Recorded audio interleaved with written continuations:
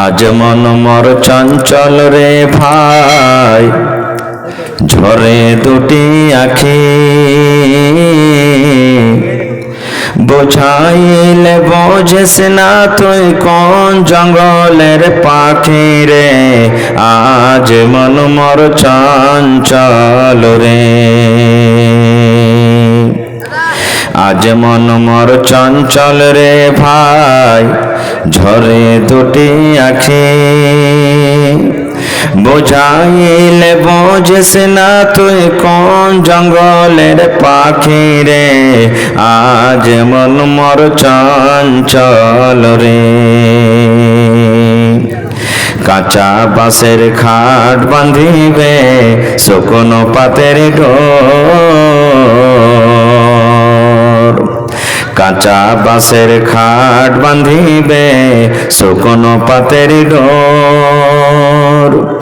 এমন করে বাঁধবে রে মন চলবে না তোর জোর রে, আজ মন মর চঞ্চল রে। বৈরের পাতায় গরম পানিতে মন তোকে গোসল করাবে। বৈরের পাতায় গরম পানিতে মন তোকে গোসল করাবে। গোসল করাইয়া মন তোকে কাফন পহরাবে রে, আজ মন মর চঞ্চল রে। কাফন পরাইয়া মন তোর জানাজা পড়িবে। কাফন পরাইয়া মন তোর জানাজা পড়িবে। জানাজা পড়িয়া মন তোকে দফন করিবে রে, আজ মন মর চঞ্চল রে। মা কান্দিবে বেটার বেটা, বোন কান্দিবে ভাই। মা কান্দিবে বেটার বেটা, বোন কান্দিবে ভাই। পরের বেটি সেও তো কান্দবে আর তো কেহ নাই রে, আজ মন মর চঞ্চল রে। আজ মন মর চঞ্চল রে ভাই, ঝরে দুটি আখি। বোঝাইলে বোঝেস না তুই কোন জঙ্গলের পাখি রে, আজ মন মর চঞ্চল রে। নারে তাকবীর। যেমন একটা গল্প বলে আপনাদের সামনে, হাদিস কোরআনের কথা নেই, শুধু বুঝার জন্য। একটা ছেলে গরু চড়াইতে গেছে। দিন যদি আমরা না শিখি তা আমাদের অবস্থা কি হবে। একটা ছেলে গরু চড়াইতে গেছে। তো সাধারণ আমরা জানি দেখি, গরুতে গরু লড়াই করে, ভুঁইসে ভুঁইস লড়াই করে, বকরিতে বকরি লড়াই করে, মুরগা মুরগিতে লড়াই করে, করে না করে না? হানা বলেন একটু করে। এখন তো রোজার মাস চলে না, বা রোজার দিন লয় যে মানে কইতে পারবো না, খাওয়া পিন্ধার দিন চলিছে আলহামদুলিল্লাহ। তো লড়াই করছে ছোট ছেলে, 8-10 বছরকার 12 বছরকার ছেলে।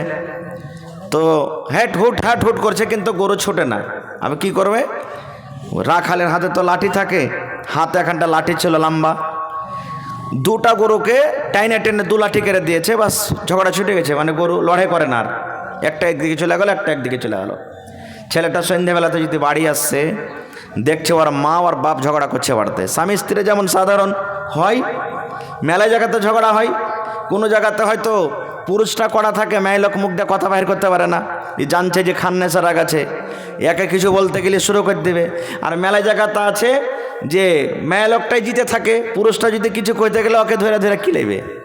এরকম আছে দুনিয়াতে। মানে মেয়ে লোকটা এমনভাবে থাকবে, যদি কড়া করে কোনো কথা বলে তো হয়তো পরে তার পরের টাইম থেকে আর খানা বন করে দেবে। এরকমও আছে, ও ডরে কইতে পারবে না কিছু।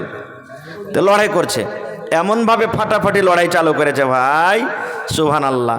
এদিকে ওর বাপ হাল বাহাল আঠেলি আছে, হালের বেটি হালিকা মেরিয়ে দেবো, বেশি এরকম করবি তো।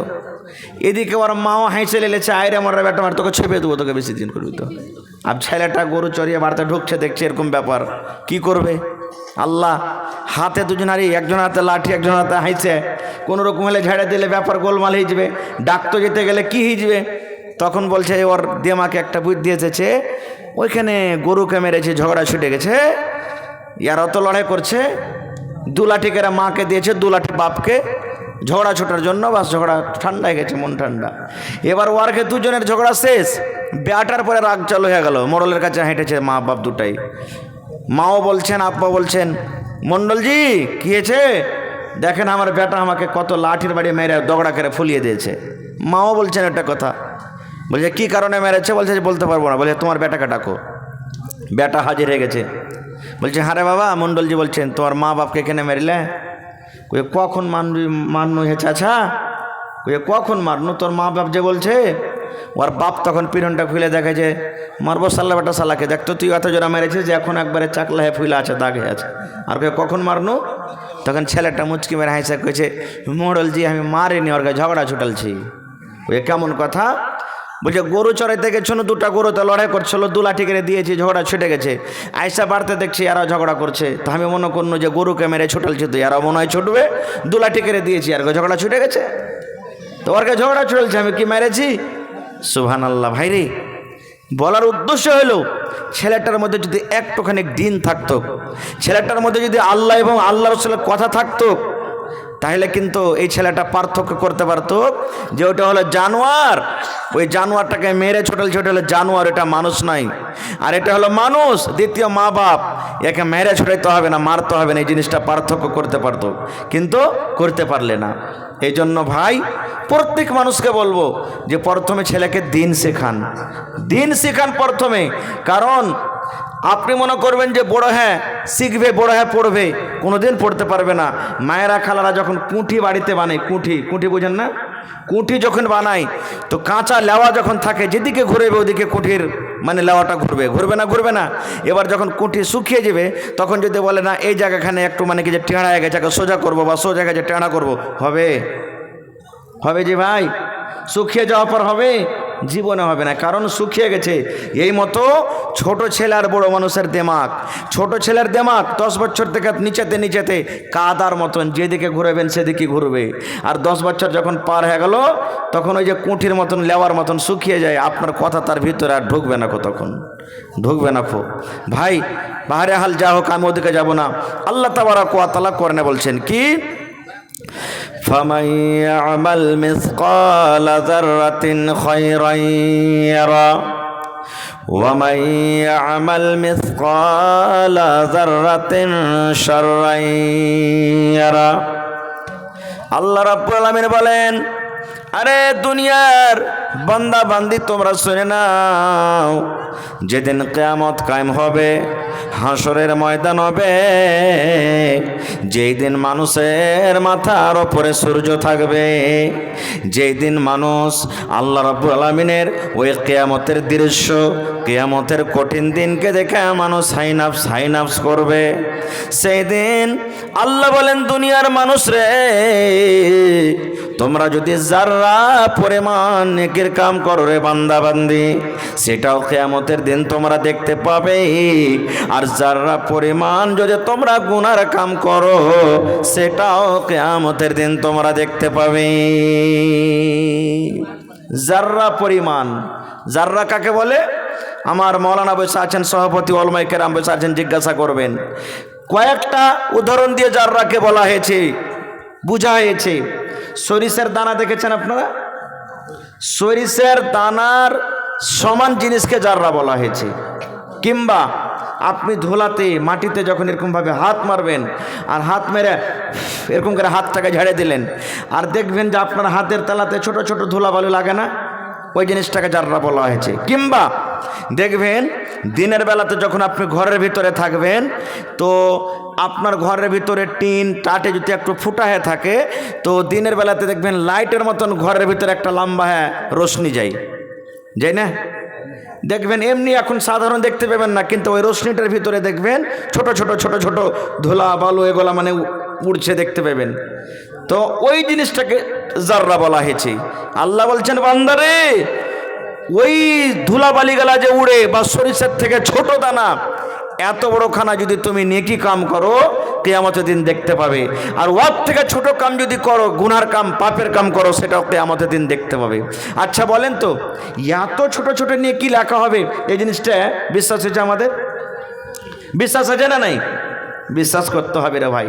কারণ দুনিয়াতে আল্লাহ তাবারাক ওয়া তাআলা বিশ্বাস করার জন্য মানুষকে অনেক কিছু দিয়ে দিয়েছেন।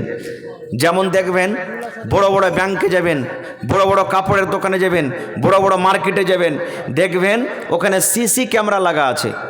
সিসি ক্যামেরা বুঝেন তো? হানা ভাই বুঝেন না? বুঝেন না? এবার সামান্য একটা লাখের ছোট জিনিস হয়, এই নাকমুনি গেলা ছোট জিনিস হয়। এবার যদি আপনি ওখানে হাত দেন, চুরি করে পকেটে রাখেন, তো ধরা পড়বেন না? পড়বেন না? যেখানে সিসি ক্যামেরা লাগা থাকবে ধরা পড়বেন না? পড়বেন না? দেখতে পাবে ব্যাংক ম্যানেজার, দেখতে পাবে দোকানদার, দেখতে পাবে যে এই নাকের কিংবা কানের দেখো লোকটা নিয়ে এলে, ধর ওকে। সুবহানাল্লাহ। ভাইরে, যদি একটা মানুষ দুনিয়াতে এত কিছু তৈরি করার পর সামান্য একটা ছোট জিনিস যদি আপনি চুরি করেন, ধরা পড়েন, তো যেই আল্লাহ মানুষকে জ্ঞান বুদ্ধি দিয়েছে, সে আল্লাহ ছোট জিনিস লিখতে পারবেন না? পারবেন না? পারবেন না? সুবহানাল্লাহ। একদিন দয়ার নবী মানুষকে উদাহরণ দিয়ে বোঝাচ্ছেন, দুনিয়ার মানুষরা শুনে নাও। আল্লাহর নবী সমুদ্রের ভিতরে, নদীর ভিতরে একটা সুইকে নবী ডুবিয়ে দিলেন। এই যে আমার মায়েরা, খালারা, কেঁতা, সেই ধরনের একটা সুই নবী নিলেন হাতে। আর সুইটাকে নেওয়ার পর এরকম ভাবে নবীজি পানিতে ডুবিয়ে দিলেন। পানিতে ডোবার পর এবার সুইটাকে যেমনই ওঠা হলো, নদীর সমুদ্রের হিসাবে অল্প পানি উঠবে না? উঠবে না বলেন? সামান্য এক ফোঁটা পানি উঠবে। সুইয়ের গালে সামান্য এক ফোঁটা পানি উঠবে। আল্লাহর নবী সাহাবায়ে কেরামকে প্রশ্ন করলেন, ও আমার সাহাবের দল, বলো তো, এই সুইটাকে আমি নদীতে দিয়ে দিলাম, এই সুইটাকে আমি সমুদ্রে দিলাম, সমুদ্রের হিসাবে কত পানি উঠেছে সুইয়ের আগালে, তোমরা বলো তো? সাহাবায়ে কেরাম বললেন, নবীজি অল্প কিছু নায়ের বরাবর পানি উঠেছেন, এক ফোঁটা পানি উঠেছে। আল্লাহ রাসূল বললেন, ও আমার সাহাবীর দলেরা, শুনে নাও, এই মতো আল্লাহ এবং বান্দার ইলমে পার্থক্য। সমুদ্রে যত তোমরা পানি দেখো, এত পানি বরাবর আল্লাহ নিজের কাছে ইলমটা রেখেছে। আল্লাহ রাব্বুল আলামিন হলো ইলম। আর সুইয়ের মাথাতে যতটুক পানি উঠেছে, কিয়ামত পর্যন্ত যত মানুষ আসবে, সমস্ত মানুষকে সামান্য এক ফোঁটা ইলম দেওয়া হয়েছে। এবার আপনারা জানেন, এই আমার ভারতবর্ষের বৈজ্ঞানিকেরা গত বছরের মুসলমান, আল্লাহ রাব্বুল আলামিন তাদেরকে এত জ্ঞান বুদ্ধি দিয়েছেন, তারা একটা রকেট তৈরি করলেন। রকেট তৈরি করার পর আল্লাহ রে আল্লাহ, চাঁদ যে আমাদের মাথাতে আছে, জমিন থেকে 4,80,000 কিলোমিটারের চাঁদ আছে।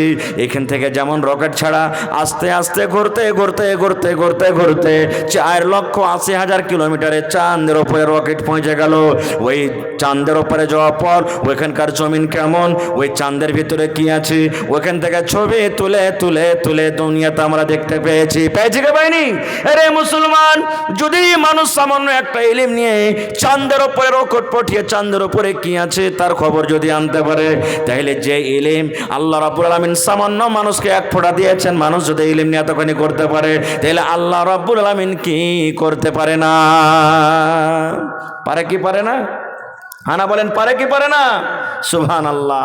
ভাইরে, তো জাররা পরিমাণ যদি আমরা নেকি করি, কিয়ামতের দিন আল্লাহ সেটাও দেখাবে। আর জাররা সরিষার দানা পরিমাণ যদি আমরা গুনাহ করি, সেটাও কিয়ামতের দিন আল্লাহ তাবারাক ওয়া তাআলা আমাদেরকে দেখাবেন। ভাই মুসলমান, 2-4-5টা আমলের কথা বলবো।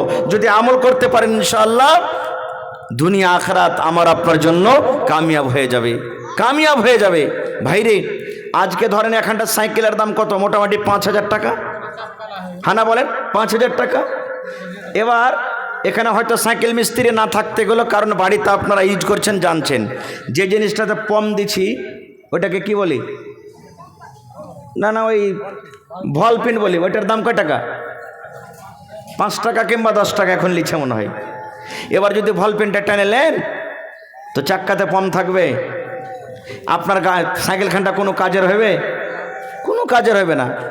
জায়গা ভলপিনটা আছে, সামান্য সরিষা দানা পরিমাণ যদি কেউ সুই ঢুকিয়ে দেয় তো পম থাকবে ভিতরে, হাওয়া থাকবে, আপনার সাইকেলখানটা গড়বে, কোনো কাজের থাকবে না।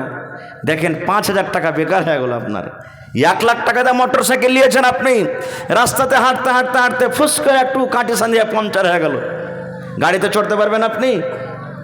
ভাইরে, তাহলে একটু মনে করতে হবে না কো জীবনের এ মতো একটু নিয়ে কামলকে একটু মনে করতে হবে না, আর একটু গুনাহকে একটু মনে করতে হবে না। তাই কবি বলছেন, কিতনি ছোটি হোনে কি उसे हल्की ना जान, कितनी छोटी होने की उसे हल्की ना जान, रब की बख्शिश के लिए कोई बहाना चाहिए। জীবনের কোন আমলে আল্লাহ আপনাকে উদ্ধার করে দিবেন, আর জীবনের কোন এমন আমলে আল্লাহ তাবারাক ওয়া তাআলা আপনাকে খাসারাতে ফেলে দিবেন, সেটা আমিও জানি না, আপনিও জানেন না। এই জন্য ছোটকে ছোট মনে করতে হবে না। যেমন 1-2টা উদাহরণ দিচ্ছি। আল্লাহ নবীর জামানাতে একটা মহিলা বিলাইকে বেঁধে রেখেছিল, হাদিসের কথা। বিলাই, আমরা বাড়িতে মাছ ভাত ডিম ডাম রান্না করে রাখি, বিলাইতে যখন খেয়ে লাই কত রাগ হয় কি হয় না?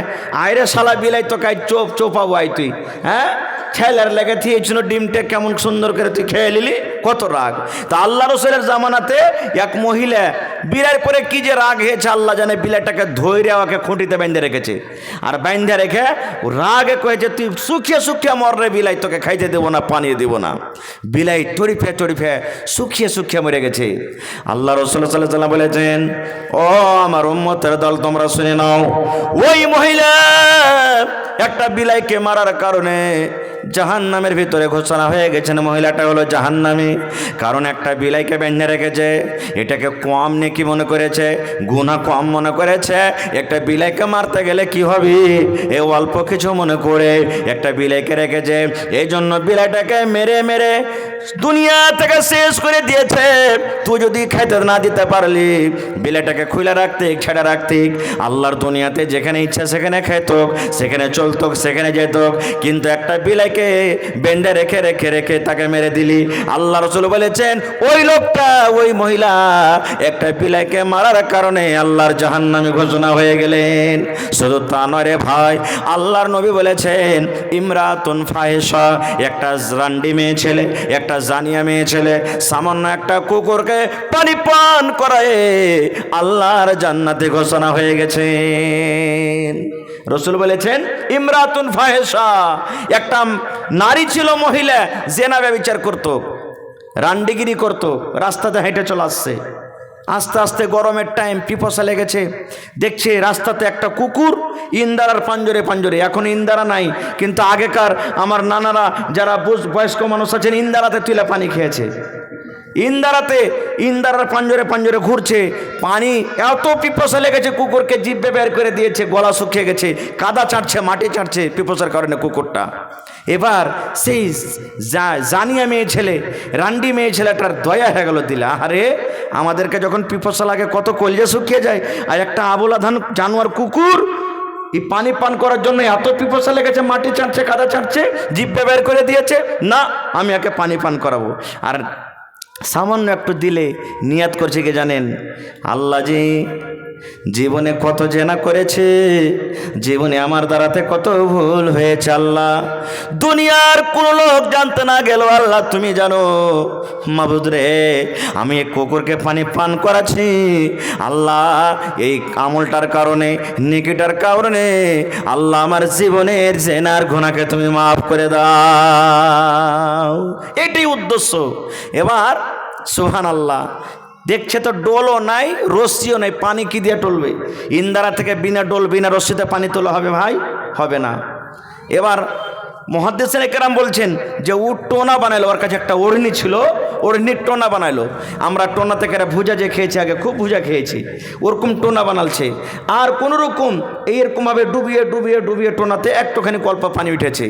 পানি ওঠার পর পা দিয়ে একটা গর্ত করলেন, গর্ত করার পর ওই গর্তখানে ঢেলে দিলে পানি, দেখবেন কুকুর জিভ বেঁধে ছেটে ছেটে খাইবে, মার দেন, পানি দেন, যাই দেবেন। আর এমনি জানোয়ার মানে গরু হলো, ভুঁস হলো, ছাগল বকরি হলো, চুম করে খাবে। তো জিভ বেঁধে ছেড়ে ছেড়ে ছেড়ে ছেড়ে পানি পান করতে লেগেছে। এবার পানি পান করতে করতে যখন কুকুরের মনটা শান্তি হয়েছে, হাঁপিটা যখন বন্ধ হয়ে গেছে, কাদা চাটা বন্ধ হয়ে গেছে, ওরে আল্লাহ, কুকুর যখন পেট ভরে পানি পান করেছি, যখন কুকুরের মনটা শান্তি হয়েছে, আল্লাহর নবী বলেছেন, উম্মত রে, একটা মহিলা যে জেনা ব্যভিচার করে বেড়াইত, জীবনে কত নিজের ইজ্জতকে, জীবনে নিজের কত সারামগাকে অপার পুরুষকে অপার বেটা ছেলের সামনে বিক্রি করেছে, কিন্তু সামান্য একটা আমল, সামান্য একটা কুকুরকে পানি পান করার জন্য আল্লাহ রাব্বুল আলামিন তার জীবনের গুনাহকে মাফ করে দিলেন। আজকে বলবো এখানে সাথে একটা কথা, মুসলমান, কুকুর কত বড় নাপাক জানোয়ার। আল্লাহর নবী বলেছেন, আমার ওলামায়ে কেরাম বসে আছেন, জিজ্ঞাসা করেন, নবী বলেছেন কুকুর এত বড় নাপাক জানোয়ার। এ আমার মায়েরা খালারা কলের গোড়াতে বার্তানটা রেখে দেয়, আইগনাতে গামলা রেখে দেয়, আইগনাতে আরো অন্য রকমের সামান রেখে দেয়। নবী বলেছেন, যদি কুকুর তোমার ভাতে মুখ দিয়ে দেয়, সেই ভাত তুমি খেয়ে না, ভাতটাকে তোমাকে ফেলতে হবে। তোমার তরকারিতে যদি কুকুরে মুখ দিয়ে দেয়, ওই তরকারি তোমাকে খেতে হবে না, ফেলে দিতে হবে। তোমার আটাতে যদি কুকুরে মুখ দিয়ে দেয়, আটাকে তুমি ফেলে দাও। এই মতো নবী বলেছেন, মহিলারে, যদি তোমার কুকুরে যদি বর্তনে মুখ দিয়ে দেয়, থালিতে মুখ দিয়ে দেয়, গামলাতে বদনাতে মুখ দিয়ে দেয়, আল্লাহ রাসূল বলেছেন, অতক্ষণ পর্যন্ত তুমি ওই ব্যবহার করিও না বর্তনটাকে, অতক্ষণ পর্যন্ত তুমি বদনাতে লোটাতে পানি পান করিও না, যতক্ষণ পর্যন্ত ওই বর্তনকে তুমি 7 বার করে না ধোবে। কেমন করে ধুতে হবে? একবার ছাই দিয়ে মাটি দিয়ে মানতে হবে, আর 6 বার আপনাকে এমনি এমনি করে ধুতে হবে। 7 বার করে ধোবেন, তাইলে বর্তনটা পাক হবে। এবার আপনাকে বলবো, মুসলমান, কুকুর এত বড় নাপাক জানোয়ার, সেই কুকুরকে পানি পান করায় যদি আল্লাহ জীবনের গুনাহ মাফ করতে পারে রে বন্ধু, তবে আল্লাহর ঘর বানাবেন, আল্লাহর ঘর তৈরি করবেন, আল্লাহর ইবাদতের জন্য আল্লাহর ঘর বানাবেন, তবে বলেন আল্লাহ রাব্বুল আমিন এই ঘরের বিনিময়ে আপনার জীবনের গুনাহ মাফ করবেন কি করবেন না? করবেন না? করবেন না? মাদ্রাসাতে আপনার মাদ্রাসা আছে না নাই? বড় মাদ্রাসা আছে, ওরে আল্লাহ, মাদ্রাসাতে কত ছেলেরা পড়ালেখা করছে। ভাইরে, কুকুরকে যদি পানি পান করে আল্লাহ জীবনের গুনাহ মাফ করতে পারে, তাহলে একটা ছেলেকে নিজের বেটার মনে করে, নিজের ছেলে মনে করে একটা জাগের খাইয়ে, তাহলে বলেন নেকি মনে করে ছেলেটাকে আপনি ভাত দিলেন, রুটি দিলেন, খেজে দিলেন, 3 টাইম নিজের ছেলের মতন করে আদর করলেন, বলেন এই ছেলেটাকে খানা খাইয়ে আল্লাহ রাব্বুল আমিন আপনার জীবনের গুনাহকে মাফ করবেন না? করবেন না? করবে না? করবে না? জোরে বলেন, করবেন না? করবেন না? সুবহানাল্লাহ। শুধু নেকির উদ্দেশ্য আছে ভাই, একটুখানি নিয়াত করলেন। দেখেন আর একটা আমল শুনেন, আল্লাহ রাসূল সাল্লাল্লাহু আলাইহি ওয়াসাল্লাম একদিন ফজরের নামাজ পড়ে বসে আছেন, সুবহানাল্লাহ, নামাজ পড়ে মুক্তাদি থেকে ঘুরে গেলেন। নবীজি বলছেন, বেলাল, ও বেলাল, তুমি কোথায় আছো? এসো, আমার সামনে এসো। বেলাল হাজির হয়ে গেলেন। দয়ার নবী বললেন, বেলাল রে, তুমি জীবনে কোন এমন আমল করো রে বাবা, সেই আমলটার কারণে আমি নবী তোমাকে জান্নাতের ভিতরে দেখলাম। শুধু জান্নাতের ভিতরে দেখলাম না, তুমি আমার আগে আগে মনে হয় খড়ম পেয়ে দিয়ে হাঁটো। খড়ম বোঝেন না? আগেকার মানুষেরা খড়ম পেয়ে দিত। নবী বলছেন, বেলাল, আমি তোমাকে জান্নাতের ভিতরে দেখলাম, তুমি হাঁটছো, আমি পেছন থেকে নজর করলাম, এটা কার পায়ের আওয়াজ আসছে, কে হাঁটছে খড়ম পেয়ে দিয়ে জান্নাতের ভিতরে। আমি পিছনে পিছনে যে তোমাকে দেখলাম বেলাল, সেটা হলো তুমি। বাবারে, জীবনে তুমি কোন এমন আমল করো যে আমলটার কারণে আমি তোমাকে জান্নাতের ভিতরে আগে আগে হাঁটতে দেখলাম? বেলাল, তুমি জীবনে কোন এমন আমল করো বাবা, সে আমলটার কারণে আমি তোমাকে জান্নাতে দেখলাম, একটু বলবে না? বেলাল রাদিয়াল্লাহু তাআলা বলছেন, হুজুর, এরকম তো কিছু দেখতে পাই না, আপনার সাথে নামাজ পড়ছি, রোজা করছি, তেলাওয়াত, জিকির, আজকার এগুলোই করছি, আর তো এরকম কিছু দেখতে পাই না। রাসূল বলছেন, না রে বাবা না, ভালো করে তুমি স্মরণ করো, তুমি একটা আমল করো, যে আমলটার কারণে আমি তোমাকে জান্নাতের ভেতরে দেখলাম। বাবারে, আমলটা কি একটু তুমি বলো তো। এবারে ভাবা চিন্তা করে বেলাল বলছেন, আল্লাহ নবী গো, জীবনে এখন আমি আমল করি গো নবীজি। আপনারা করবেন ইনশাআল্লাহ, আপনারা আল্লাহ জান্নাত দেবে। বলবেন কি? বেলাল বলছেন, আল্লাহ নবী গো, আমার যখন যখন অজু করার মন হতো গো নবীজি, আমার যখন অজু করার মন হতো এখন আমি অজু করব, নমাজের টাইম হোক কিংবা নমাজের টাইম নাই হোক, বেলা 8টা হোক কিংবা জোহরের টাইম হোক, বেলা 2টা হোক কিংবা বেলা 9টা হোক, যখন যখন আমার অজুর মন হতো নবী গো আমি অজু করতাম। আর অজু করার পর আমার মনে মনে এটা চিন্তা ভাবা হতো, আমি অজু করে কেন শুধু ছেড়ে দেব, না না অজুর আমি হক আদায় করে দিই। এবার আমি অজু করার পর আল্লাহর ঘর মসজিদে আমি চলে যাইতাম। আর আল্লাহর ঘরে যাওয়ার পর নবী গো আমি নেকি মনে করে 2 রাকাত আমি নফল নামাজ আদায় করতাম, 2 রাকাত আমি নামাজ পড়তাম। এটা আমার জীবনের একটা আমল। আল্লাহ রাসূল বলছেন বেলাল রে তোমার এই আমলটাকে আল্লাহ এত ভালোবেসেছেন, তোমার আমলটাকে আল্লাহ এত ভালোবেসেছেন, এই তোমার আমলটার কারণে আমি নবী তোমাকে দেখলাম জান্নাতের ভিতরে তুমি আমার আগে আগে হাঁটছো। নারে তাকবীর, সুবহানাল্লাহ। এই আমার মায়েরা খালারা ভাইয়েরা জীবনের আমল বানিয়েলেন, আপনি আমল বানিয়েলেন। নমাজের টাইম হয়নি, জোহরের আগে চলে গেছেন আপনি আধ ঘন্টা আগে, সুবহানাল্লাহ টাইম এখনও আছে, যে বসে যান না, 2 রাকাত সুন্নাত পড়ে বসে যান। আপনি আসরের নমাজে চলে গেছেন, আপনি আসরে তো আগে পিছে সুন্নাত নেই, আপনি চলে গেলেন নমাজ এখানে জামাতের টাইম আছে, 2 রাকাত সুন্নাত পড়ে আপনি বসে যান। রসুল বলেছেন মগরিবের টাইমে তুমি যাও, বুখারী শরীফের হাদিস, রসুল বলেছেন সল্লু ক্বাবলাল মাগরিব, সল্লু ক্বাবলাল মাগরিব, সল্লু ক্বাবলাল মাগরিব, 3 বার বলেছেন। মাগরিবের আগে 2 রাকাত পড়ো, মাগরিবের আগে 2 রাকাত পড়ো, মাগরিবের আগে 2 রাকাত পড়ো। মানে কি আজানের পরে যেমনই আজান শেষ হলো দোয়া পড়ার পর মাগরিবের আগে 2 রাকাত নামাজ চালু করে দিলেন, সুন্নাত পড়ার পর আপনি জামাত শুরু করেন।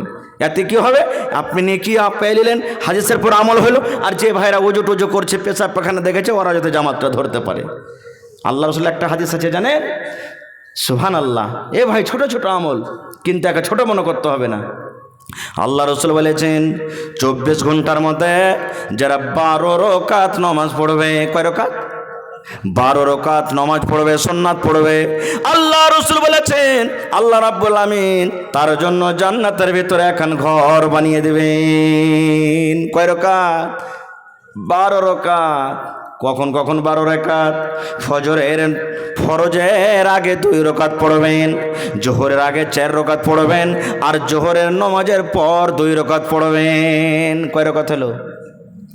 জোরে বলেন। 8 হয়ে গেল।